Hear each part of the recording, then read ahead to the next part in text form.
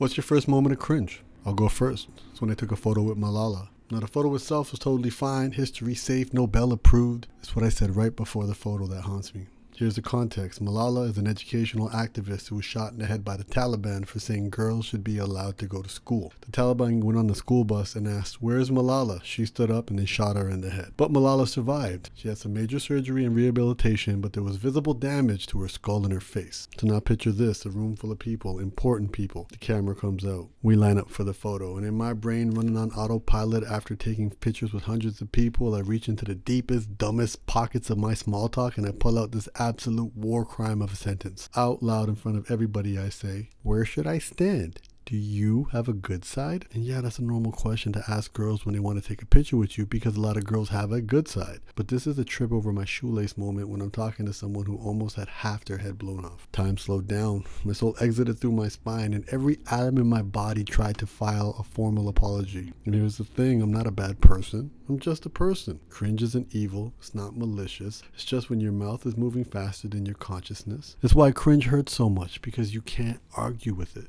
You can't explain it. You can't say that's not who I am because it already came out. It's on the record and now you get to live there. That's what cringe is. And I know some of you cringe just hearing that story, which proves my point. That feeling is contagious. Your nervous system felt it secondhand and still tried to evacuate. So of course we spend our lives avoiding it. We overthink, we rehearse, we say nothing, we do nothing. Because these moments make you want to disappear. Not die, just briefly stop existing. Cringe is regret, embarrassment, and stupidity having a threesome while you stand in the corner holding a towel, wondering how you even got invited to this moment. And look, it's not a competition. I'm sure your cringe stories are worse. Probably not. But despite this and many other cringe-worthy moments in my life, I'm going to say this. Cringe is an important, if not essential, part of life. And why is that? Because cringe is the cost of growth. We avoid cringe because we think it's going to keep us safe, but avoiding cringe doesn't keep us safe. It only keeps us the same. And staying the same is not the same thing as being safe. So what is cringe? Cringe is an embarrassment. It's anticipation. It happens before anything actually goes wrong. It's that moment where nothing has happened yet, but your body already knows something could. Your stomach drops, your face gets cold, your shoulders pull a little. You feel like you want to shrink or rewind time or pretend that you weren't even there. Not because you did something bad, but because someone might see you. That's what cringe really is. It's your body bracing to be witnessed. Not witnessed at your best,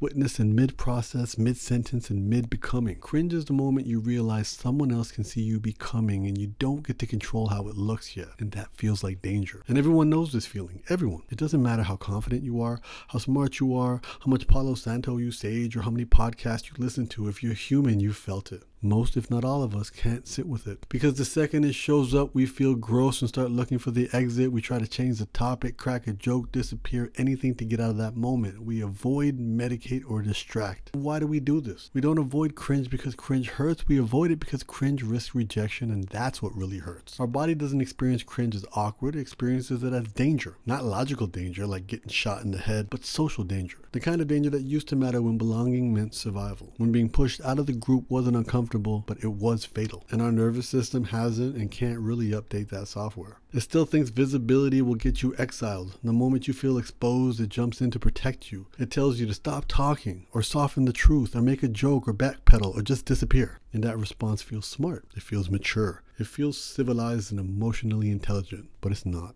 Avoidance feels like safety because it lowers the volume, not the danger. The feeling quiets down so your body relaxes, but nothing actually changes. You didn't get safer, you just got quieter. We're not really making choices for what's best for us. We're making choices for what keeps us feeling safe and relaxed. And once you see that, then the rest starts to make sense. See, there's many ways we avoid cringe. We develop little coping habits to keep us just far away enough from the feeling. These coping strategies help us avoid doing things that may or may not be cringe. One of those is irony. Irony is how sincerity survives without being touched. You say things, but when you say it sideways, you joke about it first. You pretend you didn't care that much. That way, if it lands bad, you can always say, "I was just kidding." Another way is detachment. Detachment is pretending you never wanted it. You downplay the desire. You act above it. You tell yourself it wasn't anything important anyways. Not because that's true, but because wanting something makes you vulnerable. And that's scary. And then there's over preparation. We call that perfectionism. perfectionism. It's just procrastination in a costume. You keep refining, tweaking, waiting for the moment you'll finally feel ready. Not because you're lazy, but because being unfinished in public feels unbearable. None of these are random. They're clever and they work. They keep us away from cringe, and they also keep us exactly where we are. Nothing bad happens immediately when you avoid cringe, but nothing good does either. The same way nothing happens when you stay on the couch and avoid the gym immediately, it's the same thing with cringe. Avoiding cringe in the short term means you stay out of danger. No awkward moments, no heat in the face, no stories you wish you could delete from your memory, but also you don't move.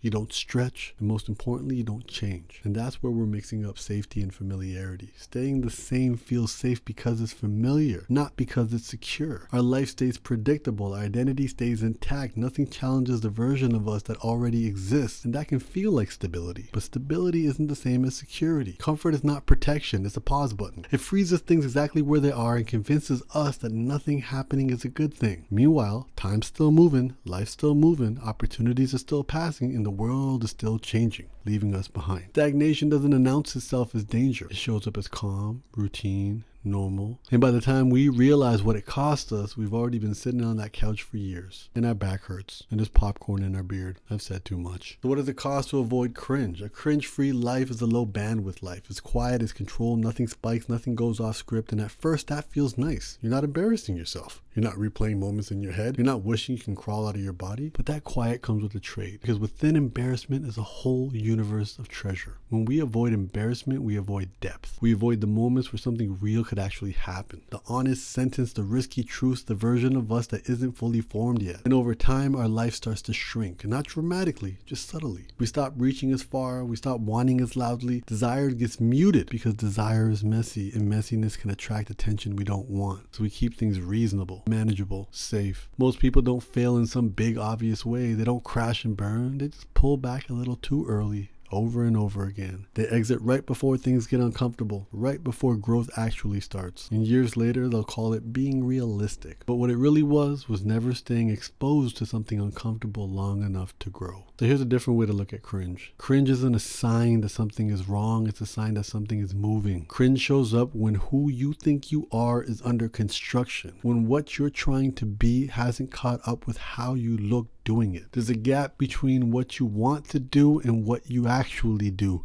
and that gap is uncomfortable to stand in, especially when other people can see it. The gap is also proof that you're not stuck, proof that you're not trying something new, proof that you're in motion. Cringe isn't a warning sign. It's a progress marker. It shows up at the exact moment where growth is happening, but it just doesn't present itself in a way we enjoy. It still feels uncomfortable. But just like the gym, we can start looking at the discomfort as a sign that progress is actually being made. I've been dealing with this a lot. I want that gross, cringy feeling to feel as accomplished as I do when I'm at the gym and my muscles are burning after a great workout. That discomfort shows me I'm making progress. But the emotional discomfort, I'm still struggling with. I'm not there, but I'm going to stick with it. That's why it feels raw. Confidence comes after. Polish comes after. Fluency comes later. Cringe is what growth feels like before it looks like confidence. And growth is a sign of life, because if you're not growing, you're not living. So back to Malala. This is where that Malala moment made sense, because that moment didn't show I was cruel, it didn't show I was evil, it didn't show I had bad intentions. That moment didn't show I was bad,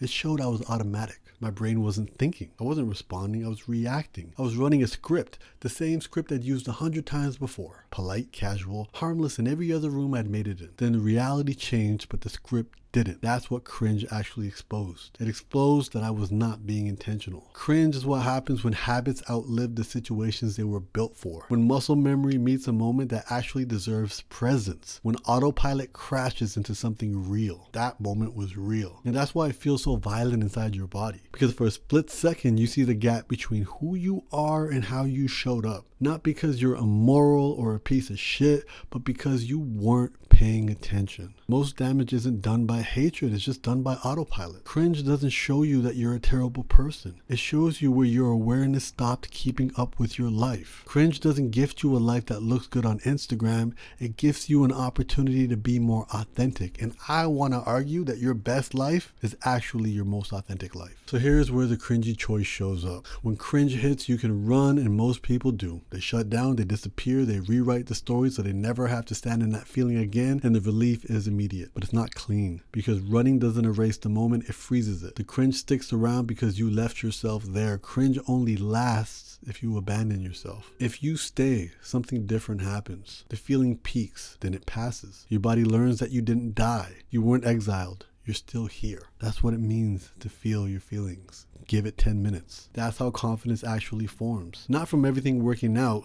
or getting it right. Confidence isn't built by success. It's built by surviving exposure to uncomfortable things. Every time you stay, a little residue is left behind. A quiet trust, a sense that you can handle being seen even when it's messy. And from that you get growth, and cringe is the cost. Because you can pay the cost of growth, or you can pay the interest on saying the same. One of those gets more expensive over time. See, most of us don't lack confidence. We lack tolerance for the moment before it arrives. Because confidence doesn't show up announcing itself.